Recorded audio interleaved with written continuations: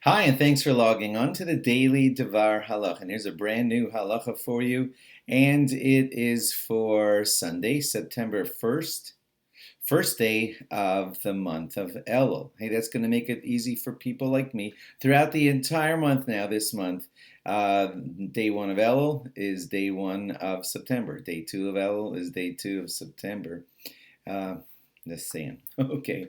Now I'm just going to talk here and not really say a halacha today, and that is I want to give you a feeling for what Rosh Chodesh Elul and what the month of Elul really are. You unfortunately won't feel it so much in most of your life in the Western world, assuming you're living in that kind of world because you're on the internet listening to a man talk about halacha. But look, the way Elul used to feel back in olden times was very different. There were great rabbis who would tremble. That's really what I want you. I just wanted you to get that feeling now in today's halacha moment. There were rabbis who used to tremble the entire month of Elul because they knew the great days of awe are coming. And starting with Rosh Chodesh Elul, you're within the zone, 1 month away, to the great days of awe, to Rosh Hashanah, the day of judgment, to Yom Kippur, the day of repentance. And we ramp up, like we said on our last halacha, we ramp up exactly on Rosh Chodesh Elul.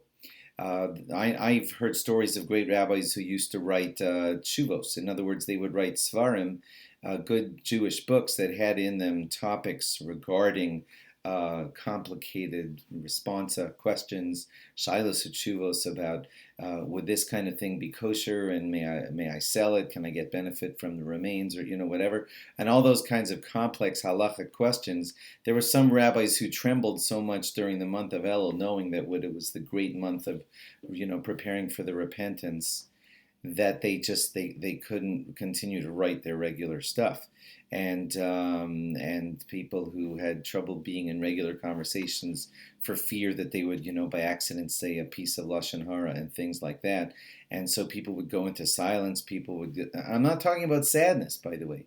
I'm talking about more of a feeling of seriousness, knowing that the great days of awe were coming.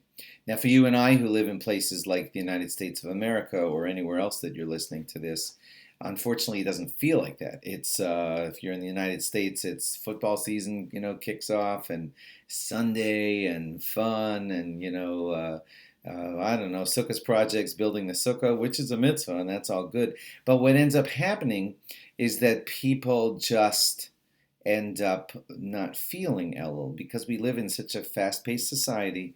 Everybody has a smartphone, or not everybody, but you know what I'm saying. Everybody's addicted to their electronic devices. Let's say that, and the pervading feeling that we are in the month that precedes the Yom Hadin, the Day of Judgment. We don't feel it as much. So I guess what I'm doing in this 3 minutes that I'm blabbing to you, I really want you to try to get that feeling for yourself. You are now in the month of Elul.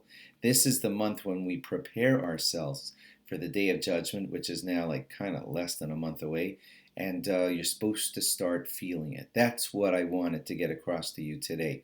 If you were in a little shtetl in Europe, you would feel it more. If you were, huddled around your Rebbe or your Rosh Hashiva, you would feel it more. But as you walk the streets of America, unfortunately, you're not going to feel it too much. And I want you to know the call of the shofar has begun. If you're hearing this on Sunday, and you should start getting the feeling that the Day of Judgment is less than a month away, and you should feel like that throughout the entire month of Elul.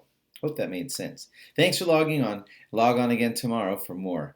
Bye-bye. Have a great day and have a good Chodesh. Bye-bye.